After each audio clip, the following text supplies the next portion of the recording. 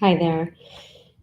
I'm Polly Ely, and I'm coming to you to present an exercise that was taught to me by a colleague who is currently in a polyvagal theory training that showed me some really exciting ways for us to work with our nervous system to help us become more agile as we move up and down the ladder of the nervous system. Just as a short summary, the top of the ladder is a polyvagal, ventral vagal area, and the ventral vagal is where I feel safe and open and connected, engaged in my life, like fully.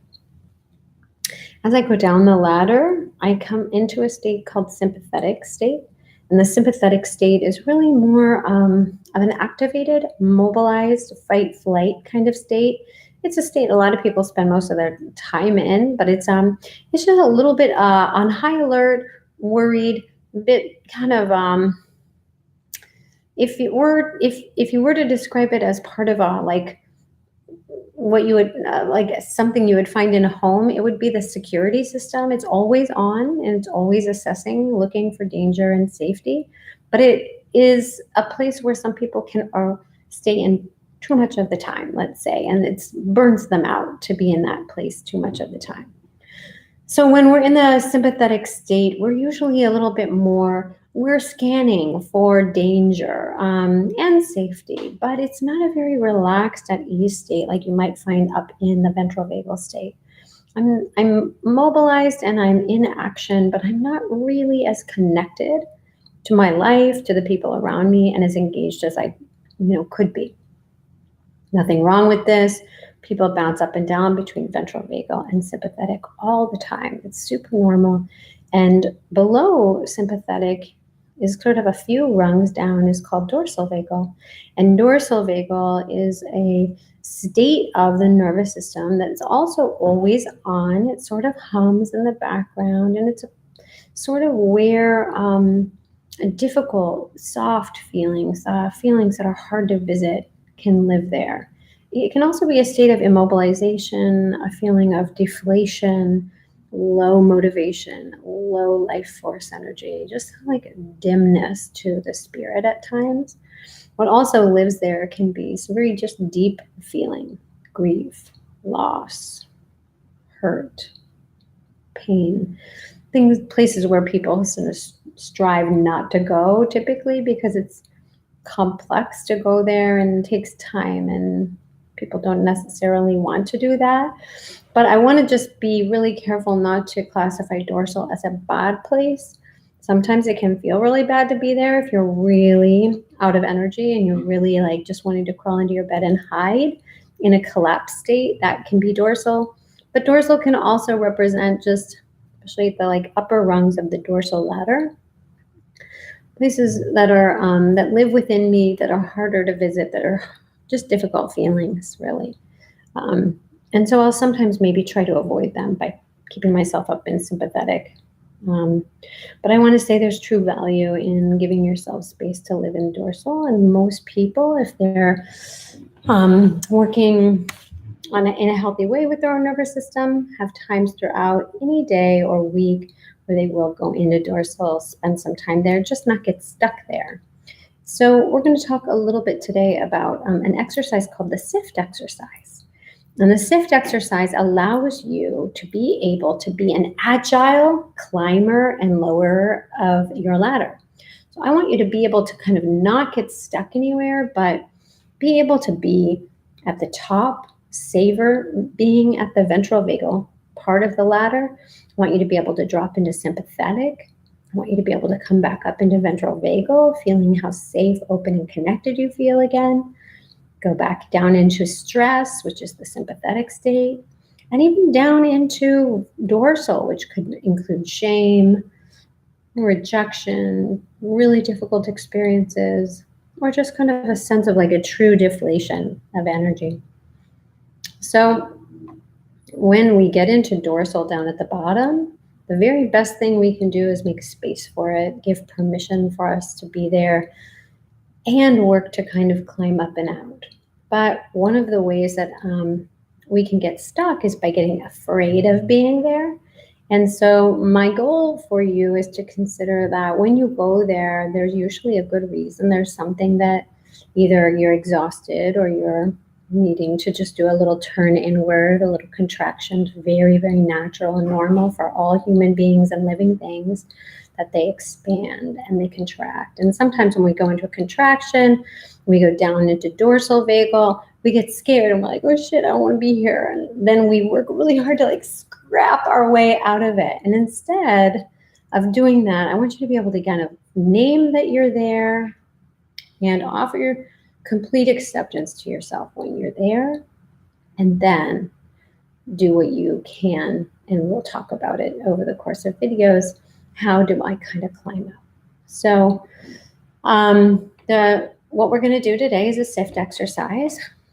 I'm going to ask you to start your Sift exercise now by putting your feet on the floor, finding your breath. Just notice your breath wherever it is in your body. And I'd like you to take yourself to a memory or a time when you felt completely safe, completely connected to your life, engaged, and completely free, open, safe. Just let your mind, body show that memory to you, and just let yourself light up the circuitry of your self with the memory. This is the ventral vagal state. Take a nice deep breath into it. And I'd like you to begin to lock this feeling in. This feeling of being connected, safe, open, and lit up. Something that happened in your life that you really just want to savor. So now that you're calling that up, I would like you to pick whether you feel more connected to the sensation of the memory or the image. Just going to use one of these as sort of a portal in. Whether you're more connected to the image or the sensation, just pick one. Go ahead and really hang out with the sensation or the image for a moment. And from this place, notice what you feel in your body.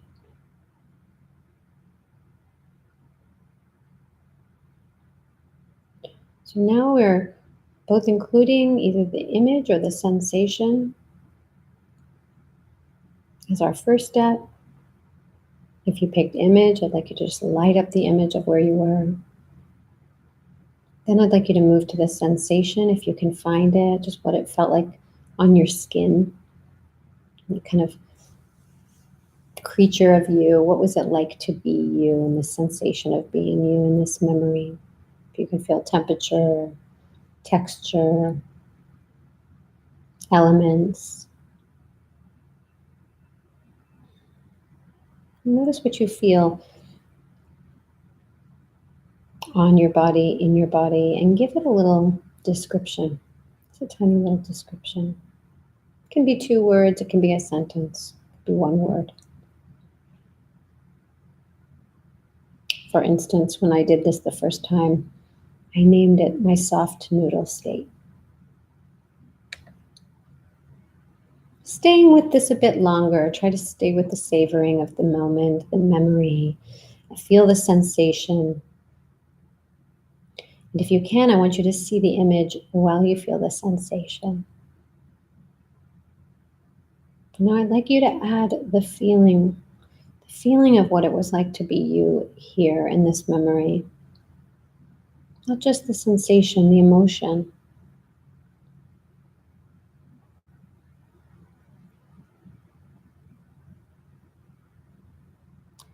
And now notice if there's a thought that goes with this memory and this experience. A thought that might just pop up in between your ears, just about what it's like to be you inside of this memory, and just sense it. Can you hear it? the thought.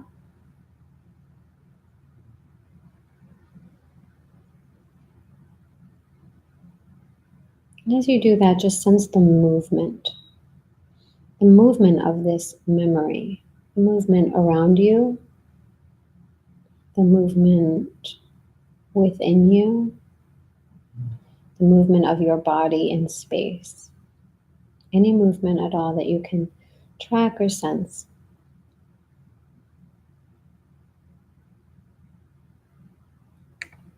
Let yourself take a bath in all of that. Just bathe. Stretch it out. Notice what in the image is coming most alive to you right now. And give the experience a title. 2 words, 1 word, 5 words, doesn't matter. Just give the experience a title. It could be as simple as open and safe. Or it could have a name that's more particular, more specific. Stay with it for a second longer. Let it be as alive as it can be, even if it's hard to do this. And when you feel ready to test it, go ahead and just give yourself a nod inside. And assuming that you're giving yourself a nod of wanting to test it, I'm going to ask you to allow yourself to shift into another moment or something current that feels moderately stressful. Don't go all the way to a 10. Pick something that's like a 4 or a 5 out of 10. Don't say it. When you arrive there, take a single breath and then go back up into your ventral vagal memory, bringing back in the sensations, the images, the feelings, the thoughts, the movements of that wonderfully rich, safe, and connected space that you originally called up. Just hang out there and be there for a few more seconds. Take a breath into that safe and connected place with it all lit up inside of you. And now come on back down to the stressful moment. Notice your heart rate, your breath, the tone of the stress. Take stock of that state. And then just return to the ventral vagal state, going right back up. And if you need to kind of imagine yourself crimping a hose to stop the stress, just crimp it and stop the flow of stress energy. Go ahead and picture yourself clamping down a hose so water can't flow through, and then moving back up into ventral vagal state, where you were in your original place of, for me, it was that soft noodle state, where I was floating in an ocean. In a time in my life. Just come back to your state, however it is. This is hard, so don't be mad at yourself if it's hard to do. We're having a nervous system workout. We're literally practicing agility and flexibility in terms of moving between states in your nervous system so that you don't get crunchy, inflexible, tight in one state. I want you to be flexible in your ability to move from state to state. So let's test it one last time. This time, I'd like you to just set this space aside, this beautiful, soft, open, warm, whatever it is for you, kind of ventral vagal state, and go find something that brings in some stress. Take a breath into the stress, and then I want you to provide a break. Crimp the hose, stop the flow. That's called using your ventral brake. And pop back up into your ventral vagal moment and hang out there. Take a breath. Savor. See if you can get back. This is hard work. Be there. Trying to get bendy and flexible. Savor this state as you get there. Notice the sensations, the images, the feelings, the thoughts, the movement.